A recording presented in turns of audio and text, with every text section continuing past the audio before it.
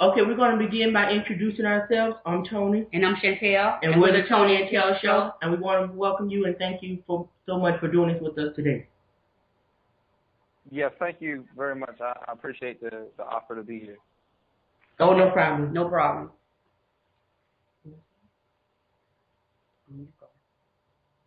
Okay, so I see that you're an author and a motivational speaker. I want to know what encouraged you to be a motivational speaker.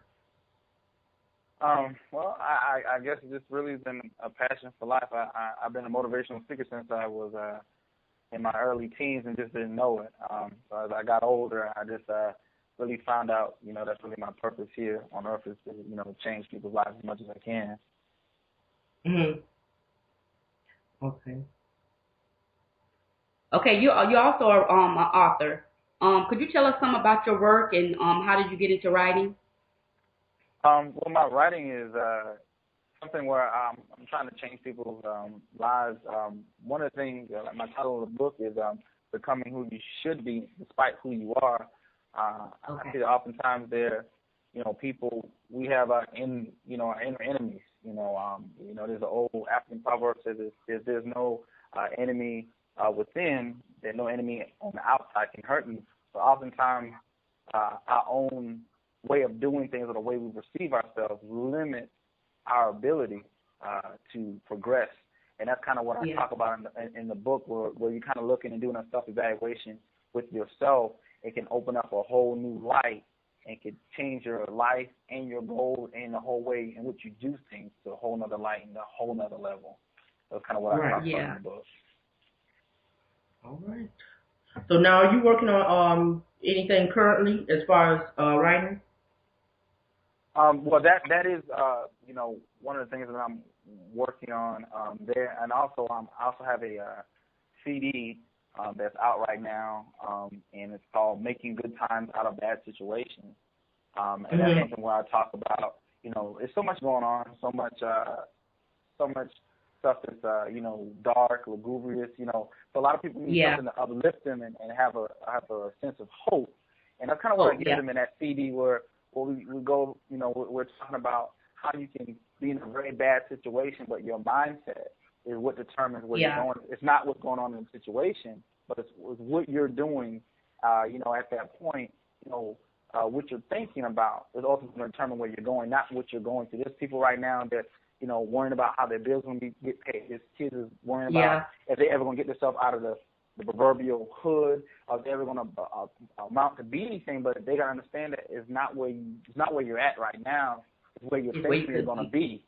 As a man, is he or she will become. What you think about most is what you will become, and that's what I talk about in that CD, and that's what I'm trying to inspire people. Like, I understand we all been, went through bad situations or currently going through bad situations or just got out of one and get ready to go into another one. So how do we deal with that, So that's kind of what I want to talk about on that.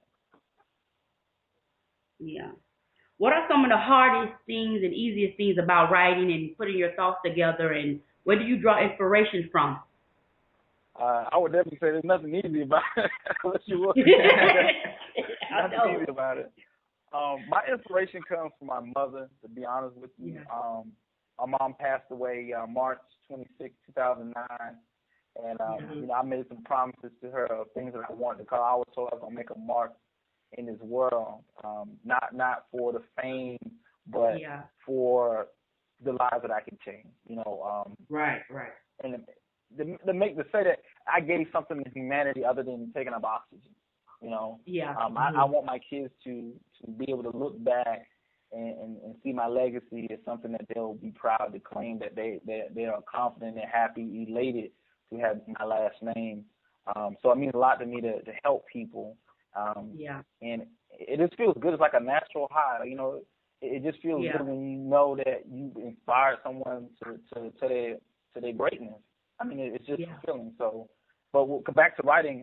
There's nothing easy about it. It's just discipline. You have to be very disciplined when it comes to writing, especially if your writing is for purpose. There's people that's relying. I look at it like this, and this may be strange to you, but I look at it as if there's people that's relying on me to do this. And if I don't put it out, I'm going to let a lot of people down that don't even know it yet. but I have to write this because I'm going to change their life and I'm going to change their situation. So if I don't do that, I'm not fulfilling my purpose. So I make it a daily discipline to do it. But it's nothing easy about it. It's very, very time-consuming, and it's it takes a lot of work to be an author. Yeah, that's right. Okay, so you say you talk about issues. People are down. People are losing jobs. Different things. Excuse me.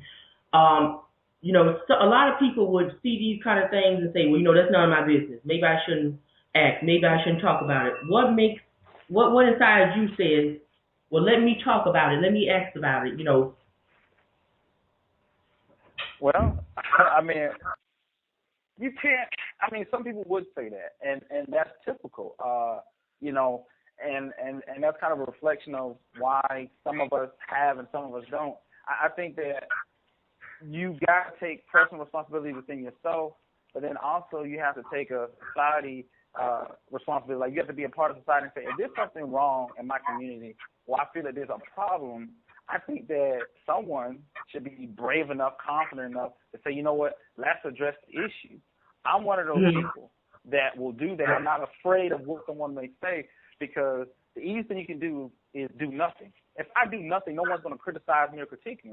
But if I stand up and I say, hey, this is wrong, people, who he think he is, but I'm cool with that. I'm willing to accept that, because I'm not willing to accept just anything from my community.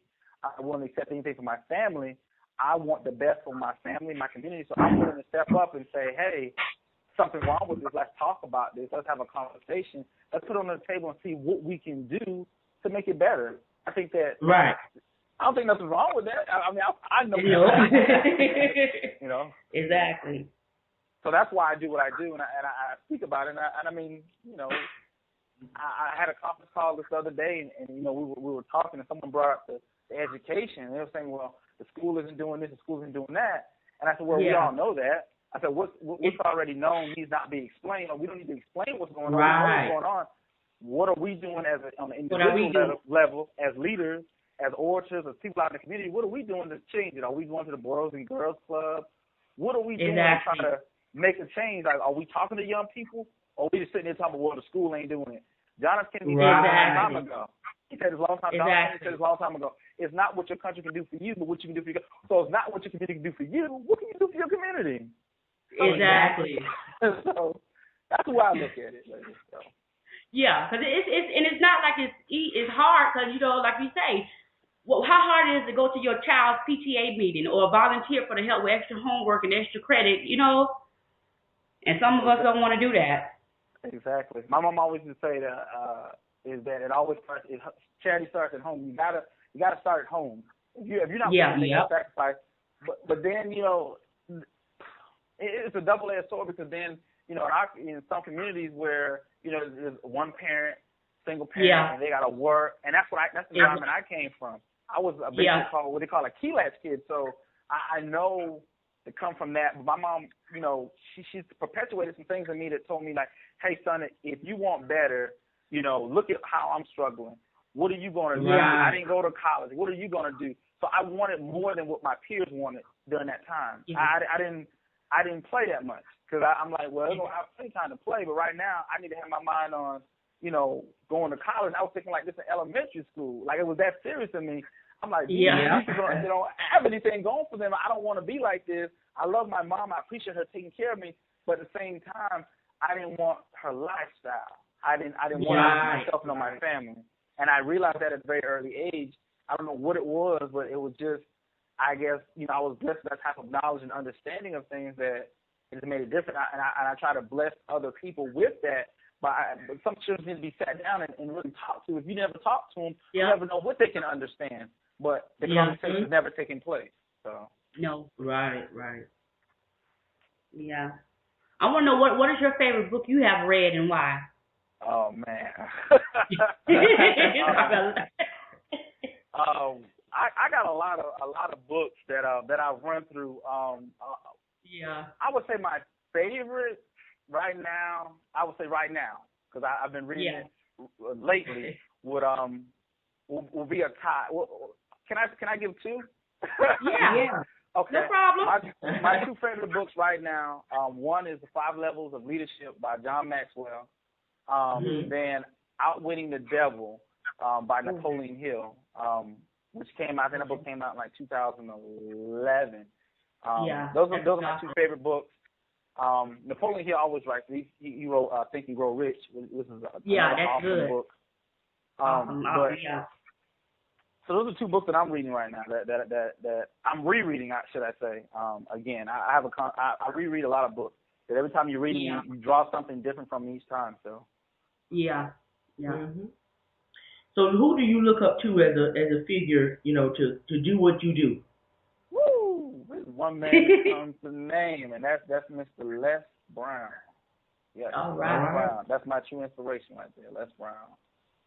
Wow. All right. I mean, he has a very, deep story. So. Yeah, he does. Yeah.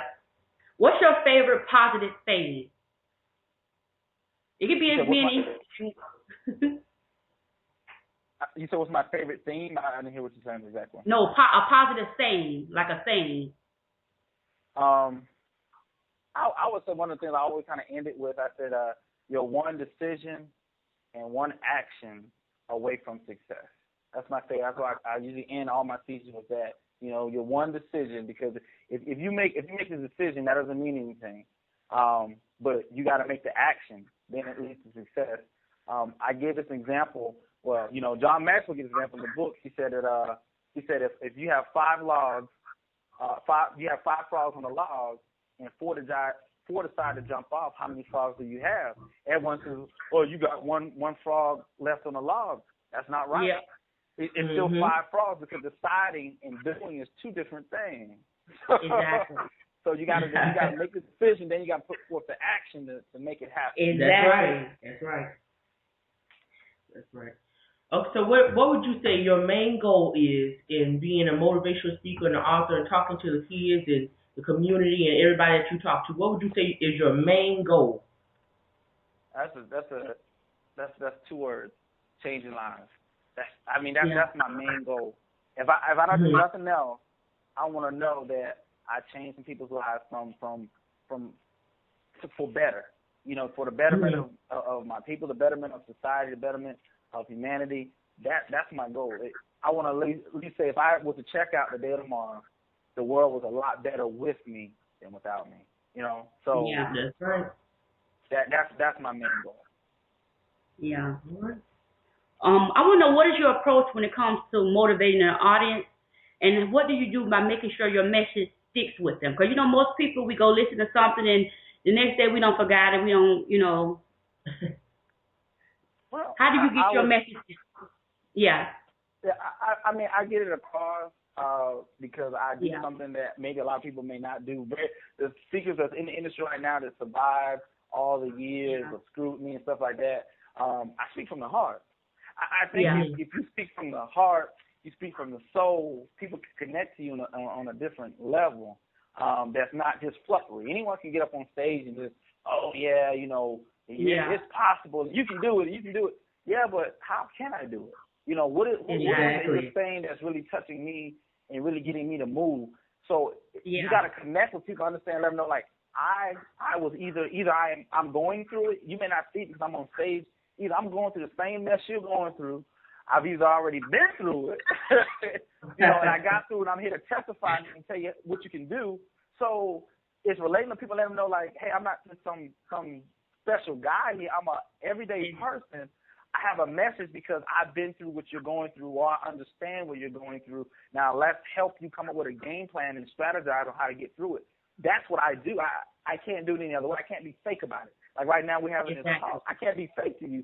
This is me. This is my character. This is me. So, it comes from the heart, and I'm passionate about what I do. So. Right. Okay, so my last question to you is, what is the best piece of advice that someone has given you?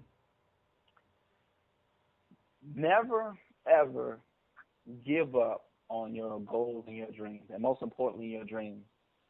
So many people, give up on their dreams because circumstances in life come up. Yeah.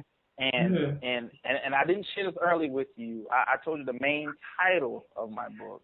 I said, the title is Becoming Who You Should Be Despite Who You Are. The Thinking Forward, because our company name is Thinking Forward, Inc., the Thinking Forward approach to life and circumstances. So we give up on our dreams because we have certain circumstances and certain things happen. And I'll end it, I'll wrap it up like this. Life is like a championship, boxing match. And in that, you're against this thing called life. And you're going, toe-to-toe. You're young, you're vibrant. And just like when you see a real boxing match, you see those fighters the first, second, and third round, man, they knocking themselves crazy. But as the rounds progress and they start getting in the 6th and the 7th and 8th round, they start slowing down. The punches start slowing down. That's the same thing life is. As we get older, life beats us up. We have failures, disappointments, family members dying. All these things going on, you start slowing down. But guess what? Life doesn't. Life keeps hitting you harder and harder each time. So then some of us get counted out. So I want to can I count on you or can I count you out to not be there? So in life, you got to not give up on your dreams. Never get counted out on your dreams. I don't care if you had a dream and someone told you couldn't do it when you were younger. So what? Somebody's opinion of you does not have to be your reality. You got to keep going. So whoever that may be right now that I may be talking to, I'm telling you, stay inspired. Go after that dream. No matter if your mama, your daddy tell you can't do it, believe that you can, because if you believe it, it can be done. Yeah. It can be done. Right. It can be done. And that's what I'll leave you guys with. It can be done. You got to believe it. Yeah, that's all right. Well, we want to thank you so much for being here and doing this with us today. You gave us a good message. Oh yeah, everything you said was good. Can we have your book title and your? I definitely appreciate it. Can we have your book title and your CD again, like to let everybody know where can they find you? All your information. Right. My book is Becoming Who You Should Be Despite Who You Are. And subtitle is The Thinking Forward Approach to Life and Circumstances. And the CD is Making Good Time Out of Bad Situation. The book will be found on Amazon, and the CD as well on Amazon. Also, you can go to my website, which is www.thinkingforwardinc.com. We also have a university rolling out as well, where we have actual, little different topics about leadership and people can get involved. And we also have a nonprofit organization called the Knights of Homelessness that I'd like people to look into as well. Okay. Thank you so much, Brandon. Thank you. I appreciate you giving me the time to be here today. Okay. Thank you. Bye-bye. Bye-bye.